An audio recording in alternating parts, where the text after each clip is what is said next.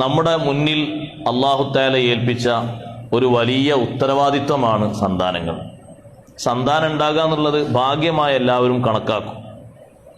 പക്ഷെ ഞാൻ പലപ്പോഴും പറയാറുണ്ട് അത് ഭാഗ്യമല്ല, ഭാഗ്യ പരീക്ഷണമാണ്. സന്താനങ്ങളൊന്നും ഇല്ലാത്ത ആളുകൾക്ക് നാളെ ആഖിറത്തിൽ അല്ലാഹു തആല ആൺമക്കളെ പെൺമക്കളെ എത്ര വേണ്ടതിച്ചാൽ കൊടുക്കും. ഇനി 9 മാസം കാത്തിക്കൊന്നും വേണ്ടിവരില്ല. സ്വർഗത്തിലെത്തിയാൽ ഉദ്ദേശത്തിനനുസരിച്ച് മക്കളെ കൊടുക്കുന്ന. പക്ഷെ സന്താനങ്ങൾ ഉള്ള പലർക്കും സന്താനങ്ങളെ തെരഞ്ഞു നോക്കുമ്പോൾ കാണൂല, ഈമാനും ഇഖ്ലാസൊക്കെ തെറ്റി നരകത്തിൽ ഇങ്ങനെ കിടക്കുന്നുണ്ടാവും. അല്ലാഹു കാത്തുരക്ഷിക്കട്ടെ. എന്താ അങ്ങനെ ആകാനുള്ള കാരണം? റൂട്ട് വരച്ചു കൊടുക്കുന്നത് ക്ലിയർ ആകാത്തത് കൊണ്ടാണ്. മിക്കതും റൂട്ട് വരക്കേണ്ടത്, മാപ്പ് വരക്കേണ്ടത് രക്ഷിതാക്കളാണ്. രക്ഷിതാക്കൾ എന്ന് പറഞ്ഞാൽ ഒരു വലിയ വിഭാഗമാണ്. ബാപ്പയും ഉമ്മയും മാത്രമല്ല, വല്യുപ്പ വല്യുമ്മ, മൂത്താപ്പമാര്, എളാപ്പമാര്, അമ്മാവന്മാര്, അമ്മായികൾ തുടങ്ങിയുള്ള ഒരു വലിയ വിഭാഗം. ഇവരുടെയൊക്കെ ജീവിതം സ്വാധീനിക്കപ്പെടും ഒരു കുട്ടിയിൽ.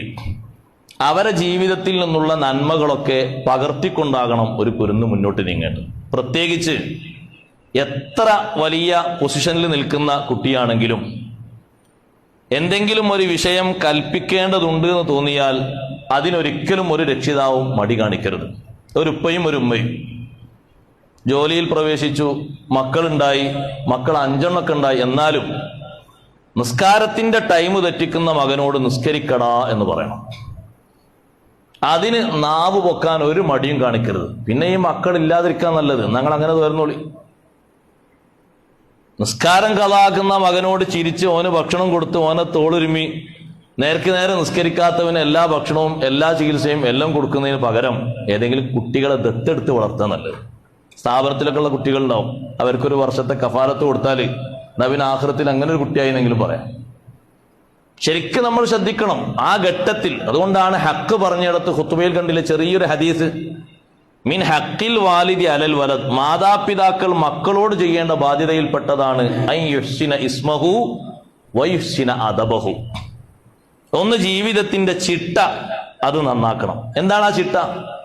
നേരം കളാകുന്നതിന് മുമ്പ്, സമയം പോകുന്നതിന് മുമ്പ് ആ കുട്ടി നിസ്കരിക്കാൻ ബോധമുള്ളവനാക്കി അവനെ സൃഷ്ടിച്ച് വളർത്തിയെടുക്കണം.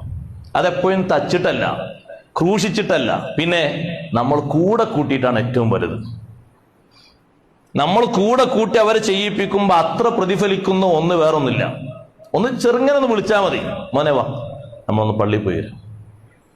പള്ളിയിൽ പോയി വന്ന സന്തോഷം കൊണ്ട് ആ കുട്ടി അതിങ്ങനെ ജീവിതത്തിൽ പതിവാക്കുകയാണെങ്കിൽ, ബാപ്പയും മക്കളും അങ്ങനെ ജീവിതത്തിൽ പതിവാക്കുകയാണെങ്കിൽ, പിന്നെ ആ കുടുംബത്തിൽ ബറക്കത്തിന് വേറൊന്നും വേണ്ട. നിസ്കരിക്കുന്ന കുടുംബം, നോമ്പ് നോൽക്കുന്ന കുടുംബം,